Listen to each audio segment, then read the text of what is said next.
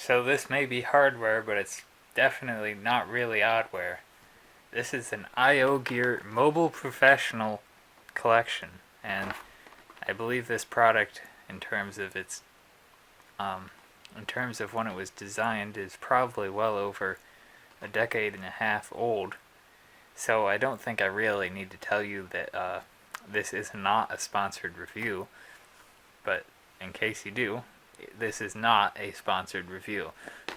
I bought this for a number of dollars on eBay. Probably would fit on two hands. And I suppose start on the front. That would make the most sense. My dad had one of these at least over a decade ago, maybe closer to a decade and a half, that he used with his generic no-name laptop. It comes with a USB hub. It is 1.1, as you might see written there. A mouse, which it's really small, but I actually do enjoy using this mouse because until it got lost behind my bookshelf, and I can't just move the bookshelf out because of how ridiculously massive it is. And by the way, I don't mean the bookshelf in my shop. I mean the one in my house. There's no way you're moving that without a lot of work. But yeah, I really like the mouse, which is the main reason why I bought one of these again. It also comes with a retractable phone cable, a light, and a carrying case, which is supposedly inside, along with, I believe, a manual. And the inclusion of the carrying case is noted there, so perhaps it did not come with every packaged one of these, so maybe it just literally was not a thing. I still have the retractable phone cable somewhere. It's really of no use to me. The hub sadly broke in some fashion. I think one of the ports got messed up. And then the mouse, I said, is behind my bookshelf. And this light I remember using for a while, and then it just stopped working. I mean, in these modern times, I probably could have diagnosed it and fixed whatever was wrong with it, but I really didn't know back in the day and just threw it out. So it has a Mac logo. I assume that is talking about classic Mac OS, like 9, maybe even high 8. And then OS 10 says it's built for it, which I kind of doubt. And Win compatible, which is rather amusing because I don't know what that background is. I mean, it is technically the Windows colors, but and then just calling it Win instead of Windows, that's just strange. 3-year warranty, obviously that's long since expired, even though I did buy this from what is technically still a retail channel. I doubt any sort of warranty beyond the 30 days return policy would be administered. And you can see here the title, the Mobile Professional Collection, and it's captioned, or subtitled I suppose, Essential Accessories for the Business Traveler. And it has a USB designation. On the bottom, that glare is horrendous, so I doubt that's actually going to focus. Oh wow, it did, but I still don't know if that's legible. But it says designed and engineered in California, USA, copyright 2004, IOGear, and then all rights reserved and all that legal mumbo jumbo. And then, of course, there is some things written up here. It basically just goes over what's in it. It says a micro hub, ultra slim 4-port hub, retractable phone cable, USB flex light, optical mini mouse 800 being the DPI, one external power supply, which I never remember seeing the power supply for the previous hub, but that could easily have been lost. One carrying case, one user manual, and one warranty registration card. So, on the rear, we do have some technical details, or I suppose, of the different items, including various system requirements. Now, obviously, the light only requires a USB port.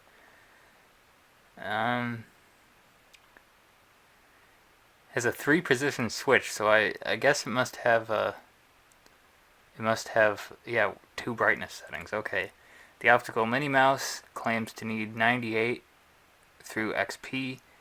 Mac OS 10 or later. Mac OS 9 only works as a 1-button mouse. Couldn't give you the technical reason for that. And it has 400, 600, or 800 DPI. Practical alternative to imprecise touchpads or other pointing devices. I mean, touchpads, I'd argue, unless you get a really junky one, are rather precise. You may need to adjust settings. And then the USB Slim 4-port USB 1.1 hub, which USB 1.1 in 2004 was getting a little dated, but you know, IOGear is probably not a premium brand, so they're probably just getting stuff on the cheap and slapping their name on it. Requires 98 or through XP, macOS 8.6 or later. It's kind of weird that hub support was added to macOS apparently before mice. On USB, I mean. Adds 4 more USB ports to your notebook or desktop, but this is designed for a notebook. For quadruple connectivity, and then built-in connecting cable tucks away for convenience. That is one thing that I liked about this. How the cable actually hid it physically, like not really snaps, but you know, secures itself into the hub. A lot of the other ones just kind of fold into it, and it doesn't really have anything to hold it there, you know. And then the phone cable, well, there's no system requirements for a phone cable other than 2 registered 11 jacks. I suppose we've reached the point where we open this. And like a blister pack, there's no way to really open it without muffing up the packaging, which is kind of sad.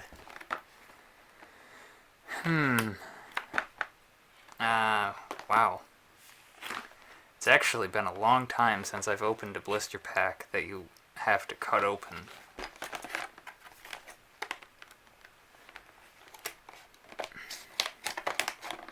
Gotta be careful to not nick the mouse cable here. I feel like I'm doing alright in that regard.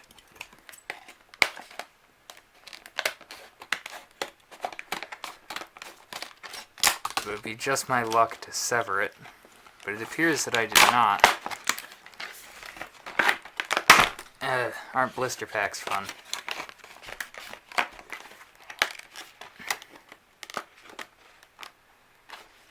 Let's see.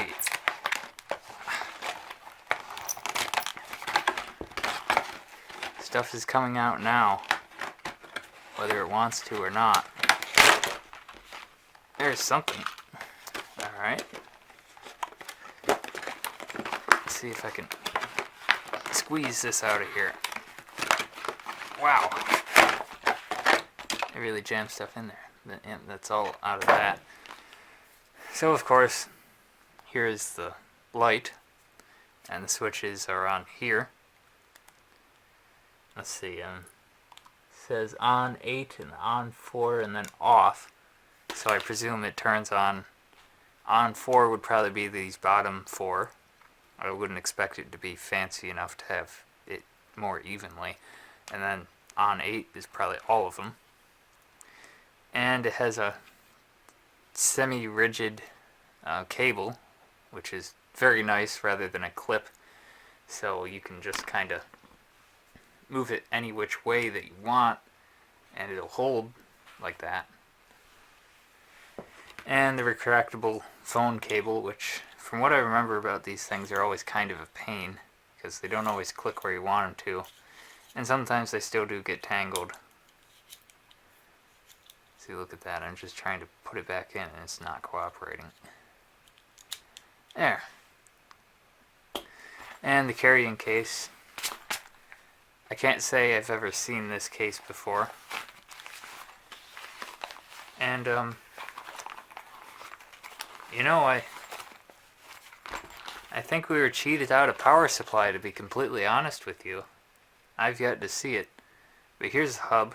and that's where the power supply would connect. It is, I believe, a standard hub power supply. And that's what I meant with the cable, like it actually fits in there. And it has the model number and link to their website, which I would be curious to see if IOGear is actually still a going concern, because the last time I've seen an IOGear product was sufficiently long ago. And then here's the mouse.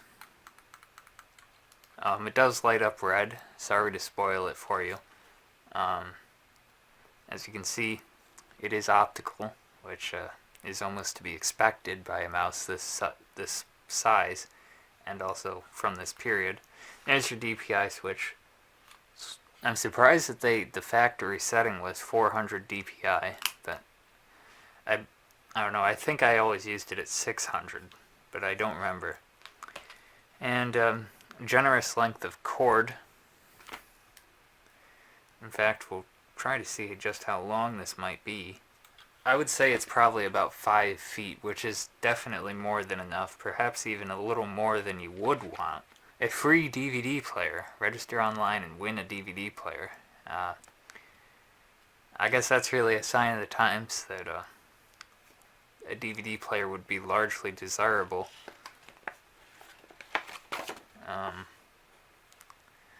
It might even be kind of amusing to fill this out and send it in and see what happens, if anything.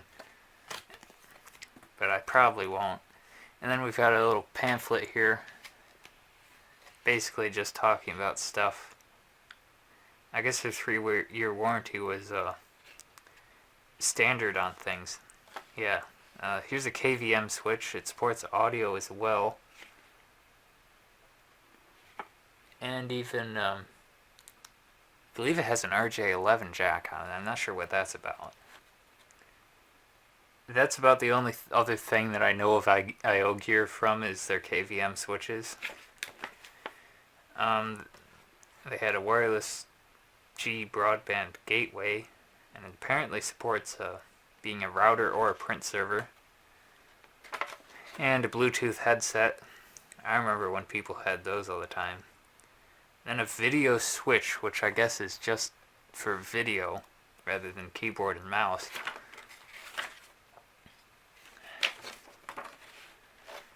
And also we've got an ion drive, which is a FireWire or USB 2.0 hard drive, I guess. Seems like it's more than just a housing. And then the hub, which we already have. And there's a card reader down here. And what's that? It's a storage server thing. FireWire card. FireWire notebook card, looks like a card bus.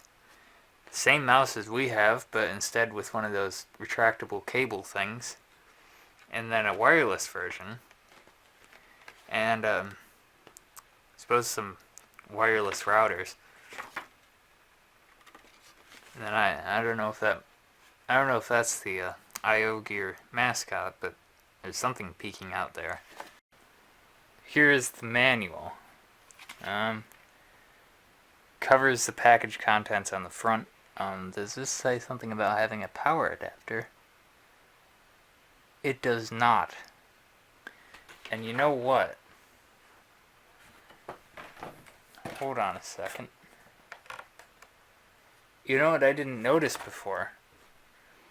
Someone has actually went through and crossed out external power supply in each of the languages for this. So that was a late breaking modification, wasn't it?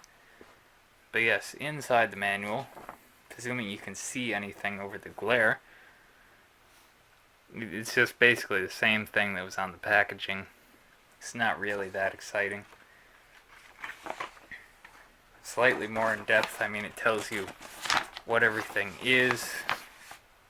It's not particularly in depth, and it really doesn't need to be, and I don't even know if you could be. Carrying case seems like it's of sufficient quality. The zipper definitely appears like it would have the potential to be bad, but in the current condition, it seems okay.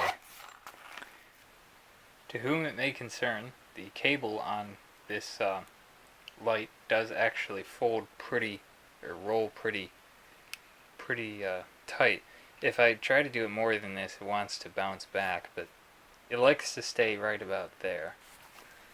And there it is, all in the carrying case, and it zips up with ease. Nice smooth zipper, even if it is a cheaper type. It works well for now. It is kind of a weird shaped case thing, but pretty well put on logo. Don't think it will be the most durable of types because it's just kind of screen printed on instead of stitched in, but it looks professional. So here we are seated at my HP Compaq NC4010 laptop. This is a Pentium M laptop. It is actually probably my most era appropriate system for testing this. So I suppose, I don't know, should we do it the nice way or the evil way? I vote the evil way. Okay, so we'll run the mouse around.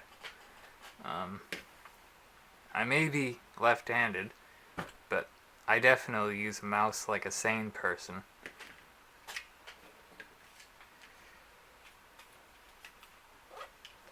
Okay, so we'll plug everything into the hub first. So we'll plug the mouse in.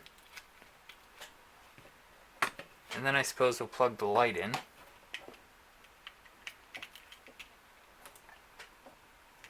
It's hardly in shot, but you know, I'm working with what I can. It's kind of cramped in a not well thought out studio situation in terms of how I'm sitting and how the laptop is positioned and how the camera is positioned. And of course it did not come with a flash drive, and this is not a USB 1.1 compliant. Well, it is compliant, but it is not a 1.1 peripheral. It is 2.0. We'll plug that in. And I suppose we could even get another flash drive just to make an even 4 ports, presuming it fits. That's not going to fit. We'll just forget about it. 3 ports it is. Okay, so then plug this into the slot on the card bus USB 2.0 card. I mean, I do have a rear USB 2.0, but that's not really practical for a lot of things. And Jesus, apparently I'm missing that. There. So it detected a USB device, generic USB hub. The light came on at some point. See if we can turn that on. Yep, okay, so as you can see, it is actually a lot more, well, I don't know if the camera will really like that, but you can see that it's kind of like a diagonal pattern, which is what I was referring to as fancy earlier. And of course, 8 on is full, but we'll turn that off for the moment. And of course, this is not going to be optimal conditions for mouse usage because I don't have a mouse pad handy. And here's where it's complaining about the 2.0 flash drive being on a 1.1 hub, but it will suffice, and I'm sure it works. It has been several years since I've used this mouse, and I can tell my hand is bigger since then. But yeah, see, here I'm accessing the flash drive, although the camera doesn't really, I think my brightness has become too bright since the screen warmed up. Okay, yeah, that looks better. But yes, now you can actually see what I'm doing, and you can see it definitely lights up. Looks a lot different on the camera display than it does. Like, it's flickering for me in person, but it just looks like it's blinking on the camera display. And a light up scroll wheel, kind of cool, I suppose. Small, but I don't know, it doesn't cramp your hand to use it, at least not mine. For example, if we go to Infernal Exploder or something like that, you know, it clicks on stuff fine, and we'll get to a page where we can scroll. I don't know if I've really got anything that scrolls. Well, I suppose that almost counts. I feel like that's going to be the best chance. Yeah, there we go. I can even be so fancy as to make it smaller. Scroll's fine. I'm on 800 dpi at the moment. If I turn that up, or yeah, down rather, you can see that it reacts slower.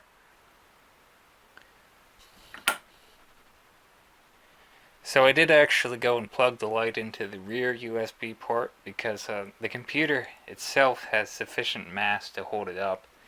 And I'll go ahead and turn it on. That's the full 8 setting. And as you can see, it actually does light up the computer. It is a little off. Yeah, it does light up the computer fairly well. I mean, it's sufficiently bright to even work on a paper next to it, and especially because you can angle it and point it wherever you want. So that's definitely good. And the mouse, there's no error in telling where the mouse is. Even with this light off, you're definitely going to be able to see that, no question about it. And then here is the 4 setting, which actually, in my opinion, does not look too much dimmer. I don't know why. I mean, it shouldn't be running into any sort of current issues unless it has a resistor. Which I suppose LEDs, I guess they do depend on resistors, don't they? But yes, it's definitely pretty good. And the hub does have a little green light, as you can see. So yes, it was definitely well worth the $8 or whatever I paid for it. So thank you for watching this video, which is actually probably going to be not too long, which might be a first, at least for a while. But yes, thank you for watching. This has not been the most professional of videos that I've ever made, but it is an honest review of this product, although if not particularly in depth, but it doesn't really need to be. So, goodbye.